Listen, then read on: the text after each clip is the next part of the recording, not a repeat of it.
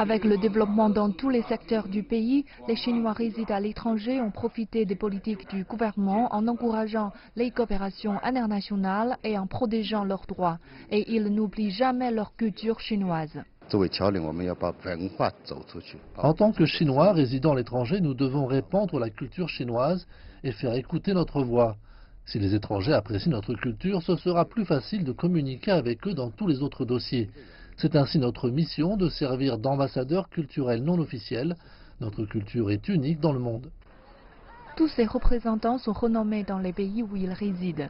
Même s'ils passent la plupart du temps à l'étranger, cela ne les empêche pas de suivre les nouvelles du pays et d'aimer leur pays ancestral. Depuis la proposition de l'initiative Ceinture et Route par le gouvernement chinois, nous pouvons sentir plus de respect d'autres pays.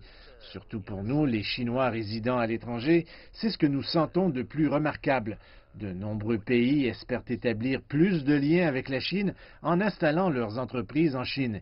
Et ils souhaitent également que les entreprises chinoises puissent s'installer dans leur pays. Et à Marseille, les commerçants chinois sont très contents de pouvoir participer aux projets liés à l'initiative Ceinture et Route. Le fait de retourner à Beijing pour prendre part aux sessions annuelles est une occasion de mieux connaître le vrai développement de la Chine. Ils peuvent proposer leurs idées pour résoudre les problèmes dans les affaires économiques et sociales. Ils peuvent également partager les histoires des Chinois partout dans le monde. Selon M. Chen, il y a une phrase populaire parmi les Chinois d'outre-mer qui dit « Une observation à la CCBBC, un honneur pour toujours ». C'est parce que normalement, ils n'ont chacun qu'une seule chance de venir assister à la CCBBC. Ainsi, beaucoup plus de compatriotes d'outre-mer pourront venir donner leurs suggestions.